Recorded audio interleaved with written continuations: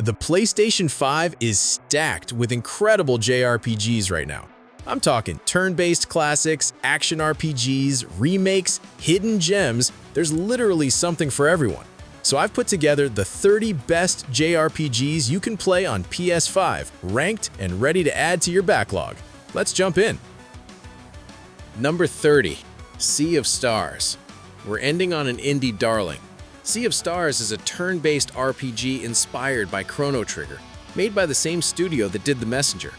It's gorgeous, mechanically solid, and a perfect palate cleanser after all the massive 80-hour epics on this list. You play as two solstice warriors, Zale and Valere, who use sun and moon magic to fight an alchemist trying to summon monstrous dwellers. The story's straightforward hero's journey stuff, but it's told with charm and sincerity. The characters are likable, the world's vibrant, and the stakes escalate naturally without feeling overblown. Combat's turn-based with timed button presses for bonus damage and blocking. Enemies have locks that you break by hitting them with specific damage types, and if you break all locks before their turn, you cancel their attack. It adds this puzzle element to every fight. No random encounters. Enemies are visible, and you can engage or avoid them. Boss fights are genuinely challenging without feeling unfair. The pixel art's stunning. Every environment's handcrafted, animations are smooth, and the lighting effects make everything pop. The soundtrack was composed primarily by Eric W. Brown, who created over 150 tracks that capture that classic JRPG feel. The game also features guest compositions from Yasunori Mitsuda, the legendary composer from Chrono Trigger and Xenogears, who contributed about 10 tracks, including key themes. The music is beautiful, with sweeping orchestral pieces, mixed with intimate character themes. It's about 25-30 hours, which is perfect for an indie RPG. No bloat, no filler, just a tight, well-paced adventure. If you're burned out on 100-hour JRPGs and want something more digestible, Sea of Stars is exactly what you need. It's a love letter to the genre that understands what made those classics special. Number 29, Soul Hackers 2. Soul Hackers 2 is Atlas trying to make a more accessible entry in the Devil Summoner series, and the result is mixed. It's set in a cyberpunk future where two AIs, Ringo and Fig, descend to the human world to prevent the apocalypse. Ringo's assembling a team of devil summoners to stop a conspiracy involving corporations, demons, and the fate of humanity. The combat's turn-based with the Sabbath system. Stack elemental weaknesses on enemies, and at the end of the turn, your whole party dogpiles them for massive damage. It's like an evolved version of SMT's Press Turn, but simplified. You're fusing demons, exploiting weaknesses, and managing MP like any Mega 10 game. The Soul Matrix dungeons unlock character backstories and passive abilities, but they're repetitive corridor crawls with little variety. Here's the problem. It's bland. The dungeon design's boring, the environments lack personality, and the story doesn't take enough risks. Ringo's a fun protagonist, deadpan, awkward, trying to understand human emotions, but the supporting cast doesn't get enough development. The cyberpunk aesthetic looks cool in screenshots, but feels sterile in execution. That said, it's not a bad game. The combat's solid, the demon fusion satisfying, and if you're craving more Atlas-style RPG mechanics, it scratches that itch. It's about 30 to 40 hours, with post-game content adding more. If you can get it on sale for $20 to $30, it's worth it. At full price, there are better options on this list. Number 28, Valkyrie Elysium. Valkyrie Elysium is the latest in the Valkyrie series, and it's fine. It's not bad, but it's not amazing either. You play as a newly created Valkyrie tasked with saving a dying world by purifying souls and fighting demons. It's action-based instead of the series' traditional side-scrolling combat, which alienated some fans.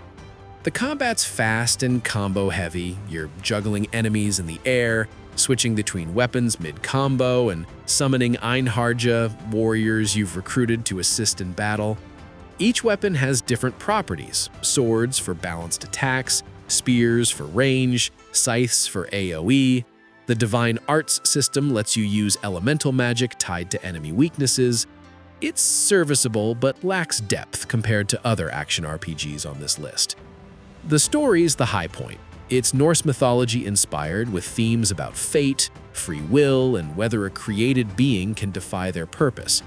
The Valkyrie has no emotions at first, and watching her develop feelings and question her orders is genuinely interesting. The problem is the execution's uneven. Cutscenes are stiff, voice acting's mediocre, and the budget limitations show in repeated environments. It's about 15 to 20 hours, which feels right for what it is. The post-game adds harder difficulty modes and optional challenges. If you're a Valkyrie profile fan, you might appreciate the lore connections. If you're not, there are better action JRPGs on this list. It's not a bad game, just forgettable in a year packed with heavy hitters. Number 27, The Legend of Heroes Trails of Cold Steel 4. Same series, different entry point. Cold Steel 4 is the conclusion of Reen's story, wrapping up the Erebonian Civil War arc that started in Cold Steel 1. Again, you should play the previous 3 games first, but if you're jumping in here, the story recaps help a little. The combat's turn-based with the command link system. Pair characters together for follow-up attacks. You've got orbment customization for magic builds, master quartz that grant unique abilities, and S-crafts for limit breaks.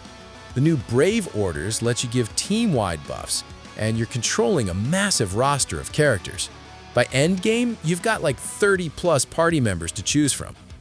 The story is about stopping a war, dealing with ancient curses, and Reen confronting his own darkness. It's epic in scale. You're traveling across the entire continent, revisiting locations from previous games, and every major character gets a resolution. The fan service is off the charts if you've played every Trails game. If you haven't, you'll be lost. The pacing drags in the middle. There are chapters that feel like filler, and the game's about 70 to 80 hours. But the final act is some of the best storytelling in the series. Emotional payoffs, massive battles, and the ending sets up future arcs. If you're deep into Trails, you've already played this. If not, start with Cold Steel 1 and work your way here. It's worth the investment, but only if you're willing to commit to hundreds of hours. Number 26. The Legend of Heroes Trails into Reverie. So we're entering Trails territory, and here's the warning. This series is dense. Trails into Reverie is technically the finale of the Crossbell Erebonia arc, which means you should have played Trails from Zero, Trails to Azure, and all 4 Cold Steel games before this. That's like 400+ hours of prerequisite content. But if you're caught up, Reverie is a fantastic send-off. The hook is the 3 and 9 system. You're following 3 protagonists, Lloyd from Crossbell, Reen from Cold Steel, and a mysterious masked figure called C, and you can swap between their storylines freely. Their paths eventually converge, and seeing how everyone's arcs tie together is incredibly satisfying. The combat's the same turn-based system with arts, magic, and crafts special moves, now with dual character team attacks. What makes Trails special is the world building. This series treats every NPC like a real person with their own life and story that evolves across games. References to events from games released a decade ago pay off here. It's continuity porn for people who've been following the series since the PSP days. The problem is it's impenetrable for newcomers. Don't start here. If you're already invested though, Reverie is about 50 hours and delivers on emotional beats set up across multiple games. The true Reverie corridor is a roguelike dungeon with challenge battles and fan service interactions. It's not the best starting point, but it's a great culmination for fans. Alright, full disclosure, Chained Echoes is an indie game, but it's so inspired by classic JRPGs that it deserves to be here. This was made by one person, Matthias Linda, and it's a love letter to Chrono Trigger, Xenogears, and 16-bit Square RPGs. The story is a fantasy mech hybrid. You've got medieval kingdoms at war, but also giant mechs called sky armors that you pilot and battle. The cast is diverse and morally gray. No one's purely good or evil, everyone's dealing with trauma, and the war's shown from multiple perspectives. It's darker and more mature than its pixel art suggests. Combat's turn-based with an overdrive system. There's a meter that shifts between overheat and overdrive, and you want to stay in the green zone for optimal damage. Use too many abilities, you overheat and deal less damage. It forces you to think about action economy and rotation instead of just spamming strongest attacks. No random encounters. Enemies are visible on the map and you can avoid or engage as you want. The highlight is the pacing. There's zero grinding. The game throws experience at you, areas are tightly designed, and dungeons have puzzles that actually require thought. It respects your time while still delivering a 30 to 40 hour epic. Pixel art's gorgeous, the soundtrack's sweeping orchestral, and the story sticks the landing. For $25, this is an absolute steal. If you love classic JRPGs, you owe it to yourself to play this. Number 24. Atelier, Ryza, Ever Darkness, and the Secret Hideout. Atelier games are niche, but Ryza blew up and became the most successful entry in the series by a mile. Why? Honestly, a lot of it is Ryza's character design. She became an instant icon. But beyond that, this game nails the cozy slice-of-life JRPG vibe better than almost anything else. You're not saving the world, you're Ryza, a girl stuck in a boring rural village who wants adventure. So you learn alchemy, explore ruins, fight monsters, and uncover the island's mysteries with your childhood friends. The core loop is gathering materials, synthesizing items, and using those items to unlock new areas and recipes. It's chill and loop-based like Stardew Valley, but with real-time combat. The alchemy system is incredible. You're placing ingredients in a grid, triggering bonuses, and creating items with different effects based on the synthesis path. Want a bomb that causes status effects? Change the materials. Want a healing item with MP recovery? Adjust the recipe. It's surprisingly deep, and min-maxing creates genuinely powerful gear. Combat's real-time with an ATB gauge and AP system for special skills. It's simple but functional. The story's wholesome. There's no big bad, just kids having an adventure and discovering who they want to be. The visuals are vibrant and colorful, the soundtrack's relaxing, and the entire tone is warm and inviting. It's about 30 hours for the main story. If you want something low stakes and comfy, Ryza's perfect. Number 23. Tales of Vesperia Definitive Edition. Tales of Vesperia came out in 2008, and it's still one of the best JRPGs of that era. The Definitive Edition finally brings the full version with content that was previously Japan exclusive to modern consoles. You play as Yuri Lowell, an ex-knight turned vigilante, and he's genuinely one of the most interesting JRPG protagonists. He's not a chosen one or a hero. He's a guy who takes justice into his own hands, even if that means murder. The combat's classic Tales, real-time action with arts, combo strings, and over-limit mode for super moves. Yuri fights with a sword and learns new arts by using weapons repeatedly. The Fatal Strike system adds timed finishers that depend on how you stagger enemies. It's not as flashy as Arise, but it's deep and satisfying once you master the timing. The story is about corruption in the justice system, whether laws actually protect people, and if individuals have the right to execute criminals when the system fails. Yuri straight up kills people who deserve it, and the game doesn't frame it as unambiguously heroic. It's nuanced in ways most JRPGs avoid. The cast is strong. Estelle's arc about learning to be selfish, Carol growing into leadership, Raven's whole tragic backstory. They all get development. The Definitive Edition adds Patty Fleur as a playable character, new story scenes, and late game content. It's about 50 to 60 hours, more if you're chasing side quests. Now's your chance. It holds up remarkably well. Number 22. Crisis Core Final Fantasy VII Reunion. The prequel to FF7 and Reunion is a full remaster that brings it up to modern standards. You play as Zack Fair, the soldier operative whose story directly sets up Cloud's entire deal in the original FF7. If you've played Remake or Rebirth, you already know how tragic this gets. The combat's real-time action with a DMW system, a slot machine constantly spinning in the corner that triggers limit breaks, stat boosts, and summons when you get matching reels. It's random, which is divisive, but it creates this chaotic energy where you're never sure when you'll get a massive power spike. Zack fights with a sword like Cloud, but he's way more acrobatic, doing flips and aerial combos. What makes Crisis Core special is knowing where it's going. You're watching Zack build friendships, fall in love with Aerith, and become the hero everyone believes him to be. But you know it ends in tragedy. The final mission is one of the most emotionally devastating sequences in FF history. The remaster cleaned up the PSP-era graphics, re-recorded voice lines, and rebalanced the combat.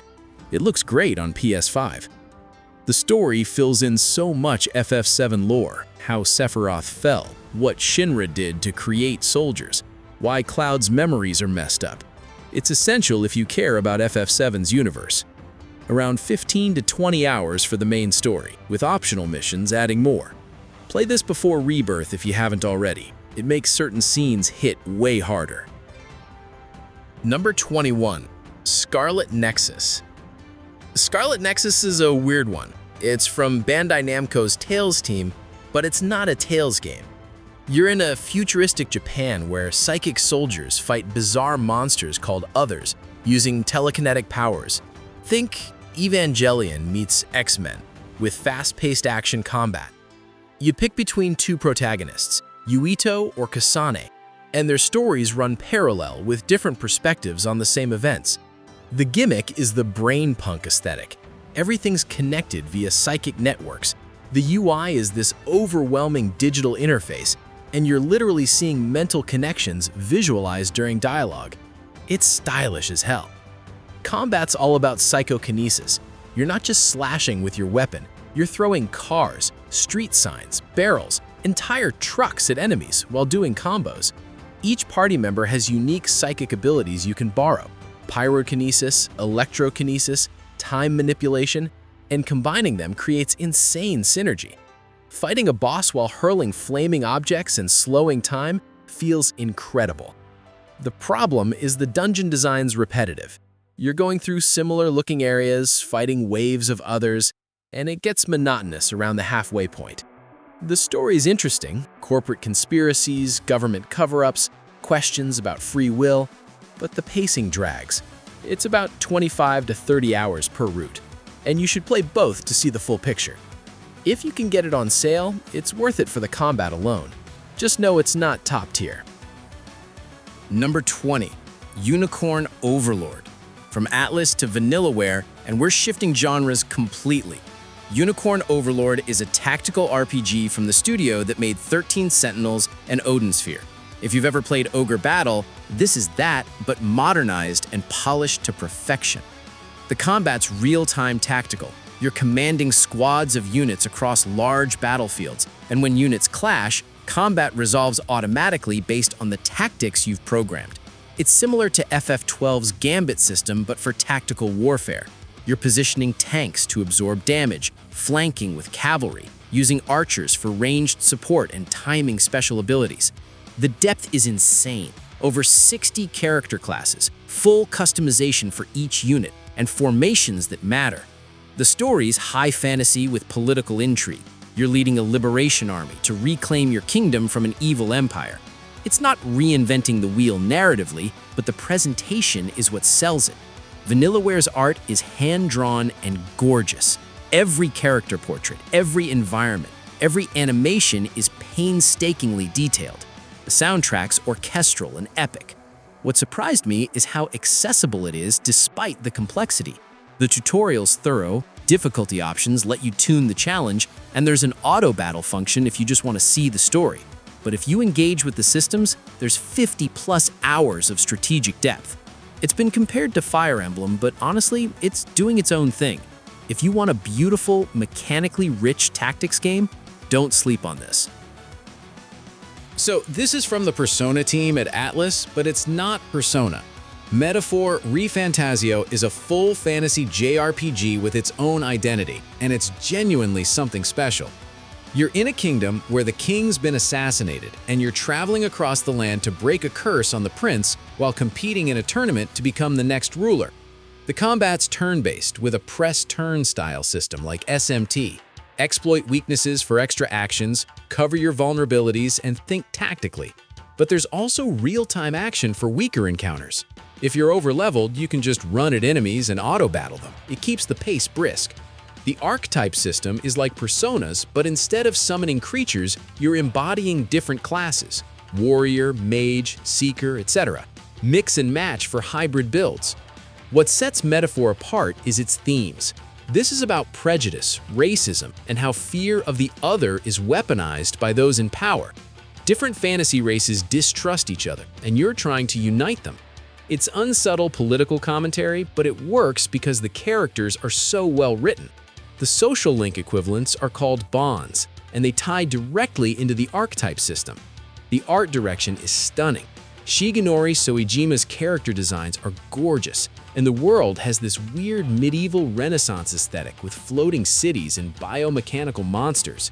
It's about 80 hours, densely packed with story and side content. If you loved Persona but wanted something more overtly political and fantasy-focused, this is it. Number 18. Yakuza Like a Dragon. Before Infinite Wealth, there was the game that changed everything for the Yakuza series.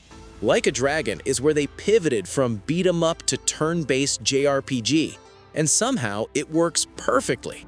You play as Ichiban Kasuga, a low-level Yakuza who takes the fall for his boss, spends 18 years in prison, and comes out to find the world moved on without him.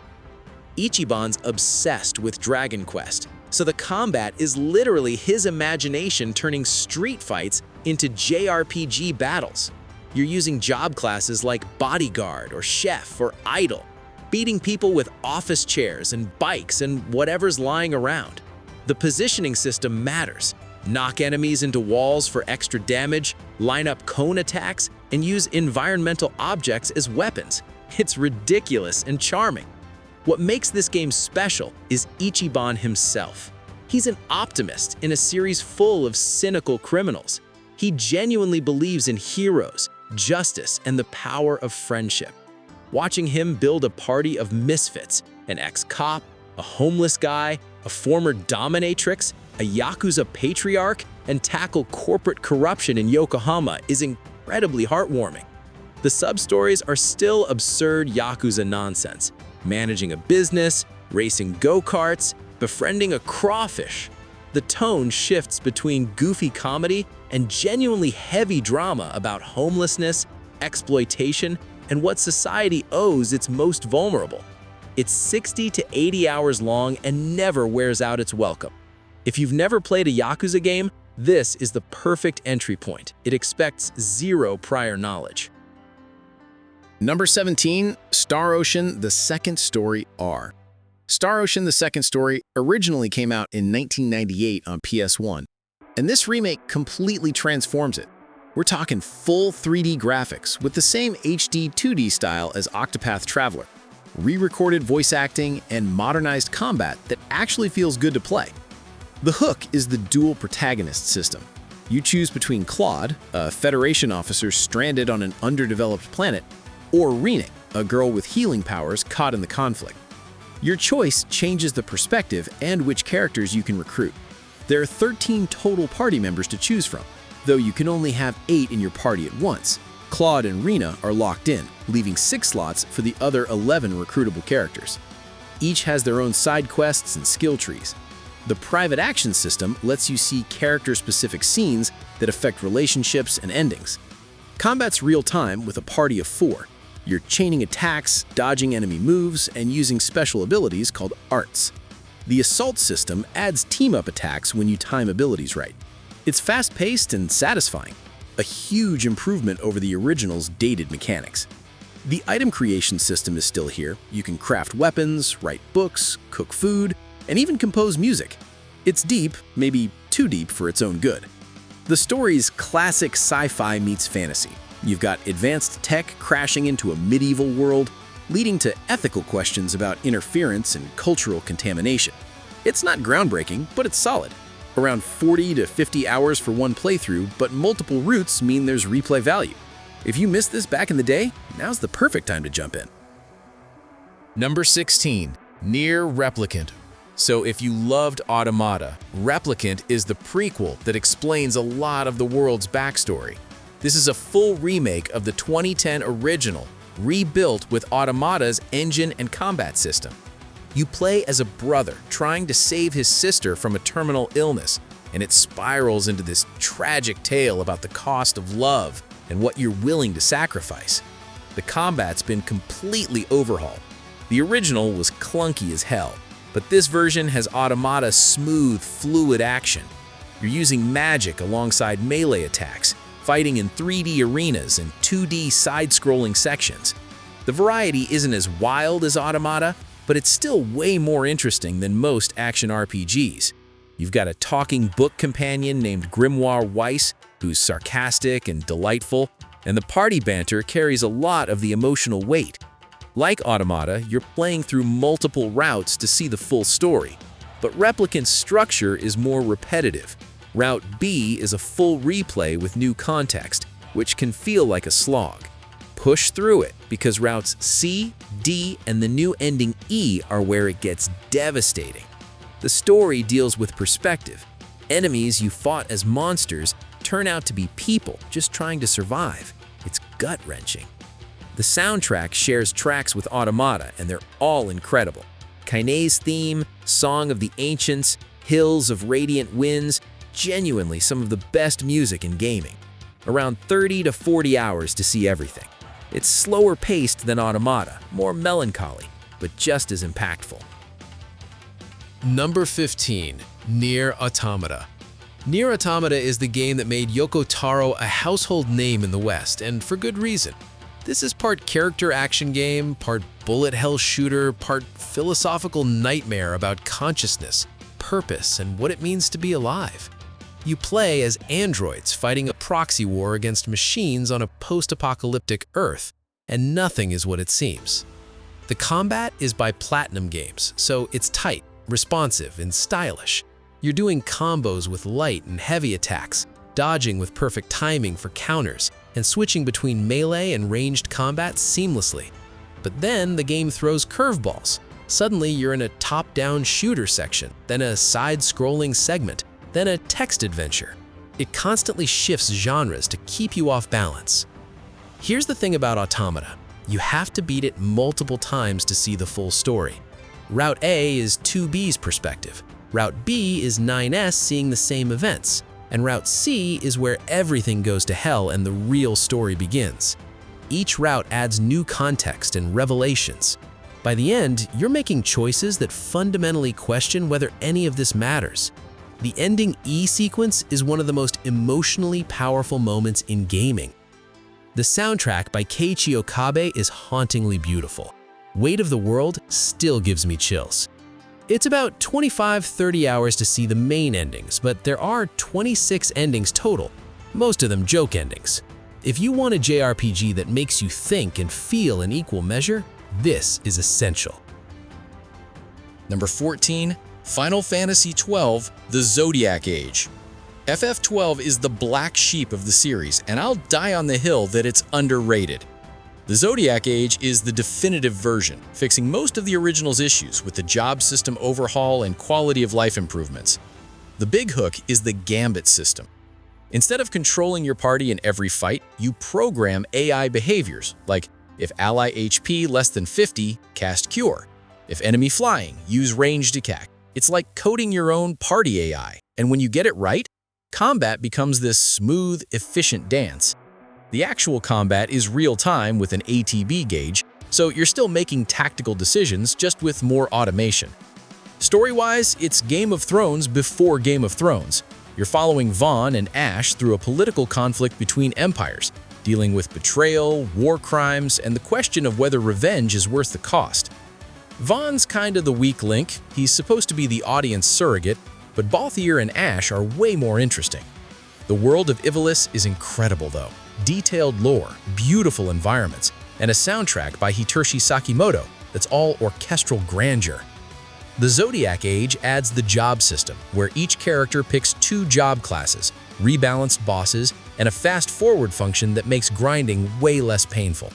It's about 50 to 60 hours, but you can easily sink 100+ if you're doing hunts and optional content. If you bounced off the original, give Zodiac Age a shot. It's a completely different experience. Let's take a trip back to 2001. Final Fantasy X was a landmark game, the first mainline FF with voice acting, a completely linear structure, and one of the most emotionally devastating stories in the series. The HD remaster on PS5 is still the best way to experience both X and its sequel, X2. FFX's story follows Tidus, a blitzball player thrown 1,000 years into the future, as he escorts summoner Yuna on a pilgrimage to defeat Shin, this kaiju-sized monster terrorizing the world. The combat uses the conditional turn-based system, where turn order is visible, letting you plan multiple moves ahead. The sphere grid is your progression system. It's a massive skill tree where every character can technically learn everything, but they start in different areas. What makes X special is how personal the story gets. It's about confronting death, questioning religion, and the weight of sacrifice. The romance between Tidus and Yuna is iconic. That scene at Macalania Woods, the laugh scene that everyone memes, the ending that still makes people cry, it's all here. X2 is the direct sequel, and it's divisive. It's Charlie's Angels in Spyro with a job change system and a lighter tone. Some people love it, some hate it, but both games hold up mechanically. The remaster includes the international content, Dark Aeons, Super Bosses, and Last Mission Mode. Around 50 hours for X, 30 for X2. If you've never played these, you're in for a treat. If you have, it still hits just as hard. Number 12, Kingdom Hearts 3 plus Remind. Kingdom Hearts 3 is, look, it's a mess narratively, but it's a beautiful mess. This is the culmination of 17 years of Disney meets Final Fantasy storytelling, and if you're not caught up on the series' convoluted lore, you will be completely lost. But if you are caught up, this is the payoff you've been waiting for.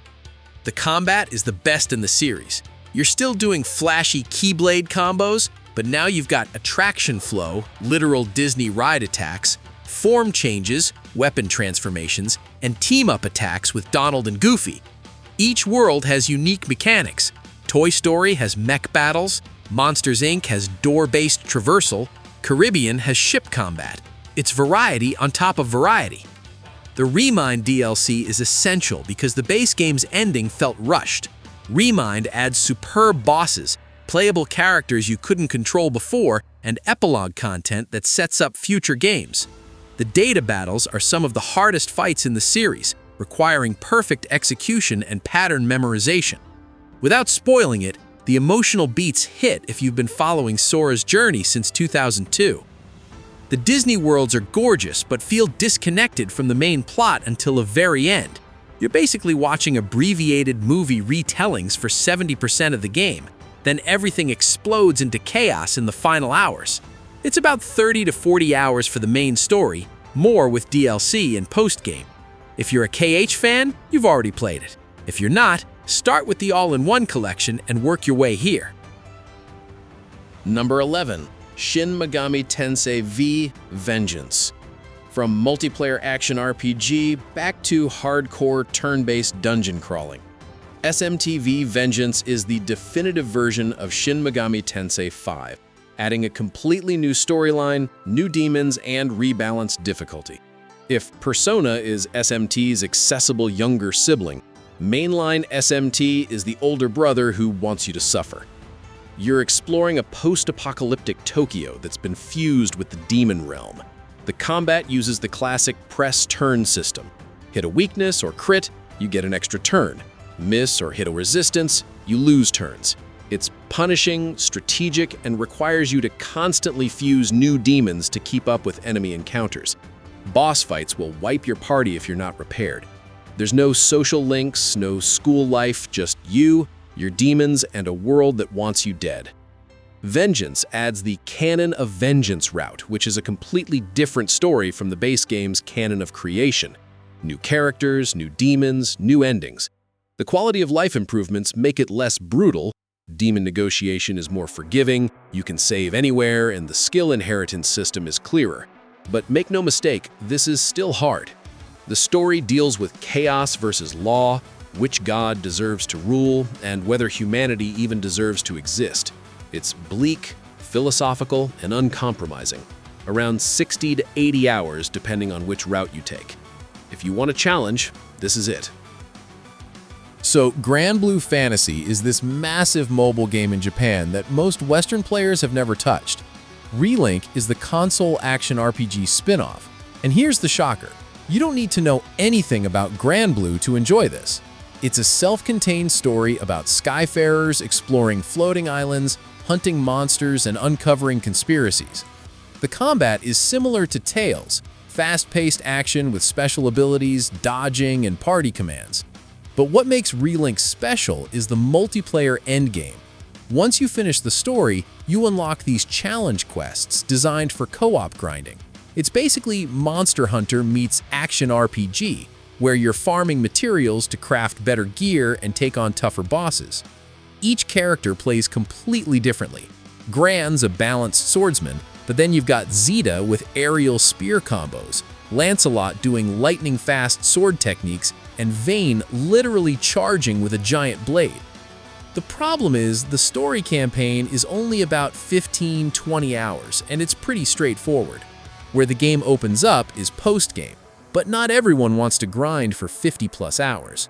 If you're the type who loves optimizing builds and perfecting rotations, Relink is fantastic. If you're just here for a story experience, it might feel thin. The visuals are gorgeous, the soundtrack slaps, and the boss fights are genuinely challenging. It's a great co-op game if you've got friends who are into it. Number 9. Octopath Traveler 2. From flashy 3D action to gorgeous HD 2D, Octopath Traveler 2 takes everything the first game did and improves it across the board. You've got 8 protagonists, each with their own story, and you're following all of them across a massive world. The genius here is how their paths intersect. You're not just playing 8 separate campaigns, you're watching how their stories weave together. The HD 2D art style is stunning. It's pixel art characters in 3D environments with lighting effects that make everything look painterly. Combat uses a turn-based system with a boost mechanic where you save up points to amplify your attacks, and a break system where you exploit enemy weaknesses to stun them. Every character has unique path actions. The merchant can buy rare items from NPCs. The thief can steal. The hunter can capture monsters. It adds this layer of exploration where you're constantly experimenting. What makes 2 better than 1 is the quality of the stories. The first Octopath had some weak narratives mixed with strong ones. Here, every character's arc is compelling. Oswald's tale of revenge, Throne's story about breaking free from an assassin's guild, Particio's capitalist adventure, they all land. The final chapter ties everyone together in a way the first game didn't. It's about 60 to 80 hours, depending on how much side content you tackle. If you love classic JRPGs but want modern conveniences, this is essential. Number 8. Tales of Arise. This is proof that the Tales series still has it. This is the most polished, accessible Tales game ever made, and it absolutely deserves the spotlight it got. You've got 2 worlds, Dana, where humans are enslaved, and Rena, the advanced civilization that conquered them. Your protagonist, Alphen, can't feel pain, and your co-lead, Xian, hurts anyone who touches her. It's a match made in hell, and their dynamic carries the whole game. The combat is fast, flashy, and satisfying. It's real-time with art combos, character switching, and these boost strikes where party members team up for cinematic finishing moves. Every character plays differently. Alphen's your standard swordsman, but then you've got Rinwell casting spells, Law doing martial arts, and Kisara tanking with a hammer-shield combo. Bosses require actual strategy, not just button mashing. What surprised me most was how the story evolves. It starts as a straightforward rebellion narrative, then takes these sharp turns into discussing cycles of revenge, what freedom actually means, and whether you can break generational trauma. The second half gets philosophical in ways I didn't expect from a Tales game. Visually, it's stunning. The art style uses this watercolor aesthetic that makes every area pop.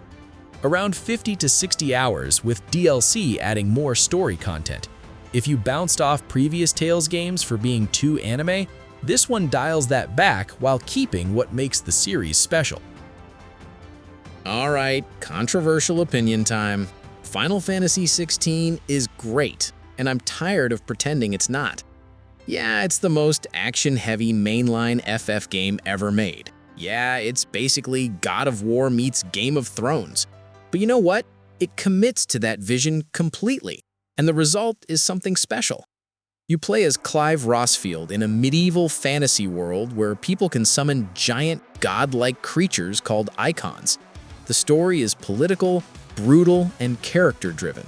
This isn't a save-the-world adventure. It's a revenge tale that evolves into something bigger about breaking cycles of war and slavery.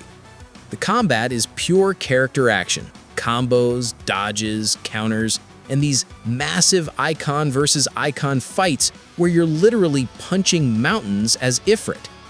Here's where people get divided. It's not really an RPG in the traditional sense. No party members in combat, limited equipment customization, and the difficulty is on the easier side unless you crank it up. But the spectacle is unreal. The icon versus icon fights are the most technically impressive sequences in any FF game, period. The story takes risks, the voice acting is top tier, and Clive is a genuinely compelling protagonist. It's about 30-35 hours for the main story, but if you're doing side quests, hunts, and post-game content, you're looking at 70 to 80 hours total to see everything. If you want something different from FF, but still undeniably Final Fantasy, give it a shot. Number 6. Final Fantasy VII Remake Intergrade. So if you played Rebirth first, you absolutely need to go back and play this.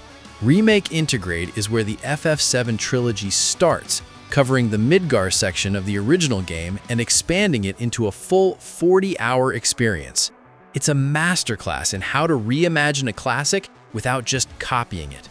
The combat system here is phenomenal. It's real-time action, but with a tactical pause when you open the command menu. You're building ATB gauges to use abilities, switching between party members to exploit weaknesses, and using the environment to your advantage. Boss fights are multi-phase spectacles that feel like genuine challenges. The Intergrade version includes the Intermission DLC starring Yuffie, which introduces her before Rebirth and adds new combat mechanics with her ninja abilities. What makes this special is how they flesh out characters who got like 5 minutes of screen time in the original. Biggs, Wedge, and Jesse become actual people with motivations and backstories. The slums of Midgar feel lived in and real. And then there's the ending, which throws a massive curveball at anyone who played the 1997 version. They're changing fate itself, and it's wild. Visually stunning, combat's addictive, and it sets up the trilogy perfectly. If you're jumping into this remake saga, start here. Don't skip ahead. Number 5. Persona 3 Reload. Back to Persona, but this time we're talking about where the modern formula started.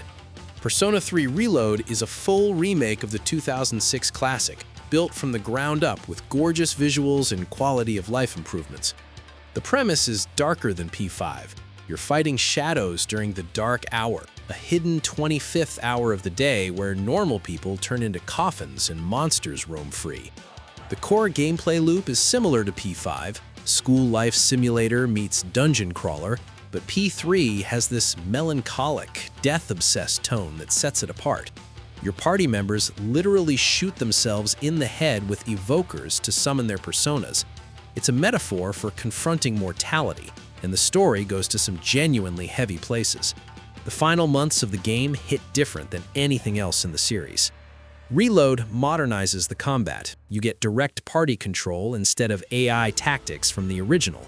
Fear-G abilities add new combat options, and Tartarus, the main dungeon, has been redesigned to be less repetitive. They added new social links, new voice acting, and remixed the iconic soundtrack. The base game doesn't include the female protagonist route from Portable, which is a bummer. However, Fez's The Answer epilogue is now available as paid DLC called Episode Aegis if you want that extra story content. But as a way to experience this story for the first time or revisit it with modern conveniences, it's excellent. Around 70-80 hours to complete. Number 4. Dragon Quest XI, Echoes of an Elusive Age. So, after all that modern-day chaos, let's talk about the most traditional JRPG on this list. Dragon Quest XI is comfort food. It's the game that reminds you why you fell in love with the genre in the first place. You're the chosen one. There's a dark lord. You're gathering a party to save the world. It's the hero's journey done perfectly. The S version on PS5 is the definitive edition. You get orchestral music, 16-bit mode where you can replay the entire game in retro graphics, and full voice acting in English and Japanese. The turn-based combat is classic DQ. No frills, just solid strategy and party management. Where this game shines is its world and characters. Each party member gets a full arc. The towns are gorgeous and memorable, and the story takes a massive twist halfway through that completely changes how you play. Here's the thing, this game is long.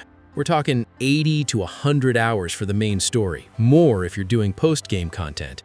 But it earns that length. The pacing is excellent, the difficulty curve is fair, and there's always something new to discover. It's also the perfect entry point if you've never played Dragon Quest before. Everything is explained clearly, and the quality of life features make it accessible without dumbing it down. Sold over 9 million copies worldwide, and it's easy to see why. Alright, total tonal shift here. Infinite Wealth takes Ichiban Kasuga from the streets of Japan to sunny Hawaii, and it's exactly as weird as that sounds. This is the latest in the Like a Dragon series, formerly known as Yakuza before they went full JRPG. And it doubles down on everything that made the previous game work. The combat's turn-based, but with positioning mechanics. You're literally moving your characters around the battlefield to line up AoE attacks or knock enemies into each other. It's Dragon Quest meets beat 'em up, and it shouldn't work, but it absolutely does.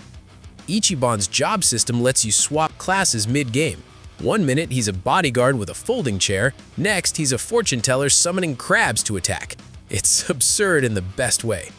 What separates this from other JRPGs is the modern-day setting and tone. You're dealing with homelessness, corporate corruption, and organized crime, but also playing arcade games and singing karaoke. The story hits emotional beats you don't expect from a game where you fight a guy in a diaper. It's like 80 hours long, packed with sub-stories, and features one of the most heartfelt bromances in gaming between Ichiban and Kiryu.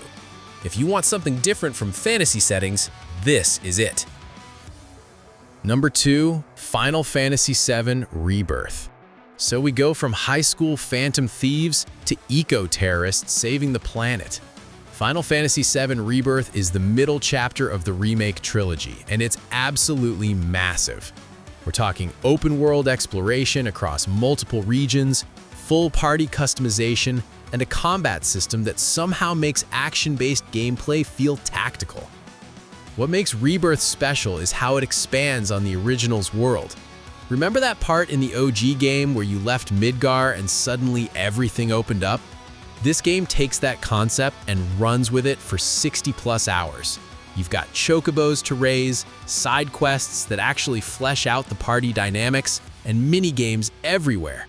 The combat evolved from Remake's foundation. You're switching between characters mid-battle, using ATB charges for abilities, and staggering enemies to deal massive damage. The big draw here is seeing how they're handling the story changes. Without spoiling anything, this isn't a one-to-one remake anymore.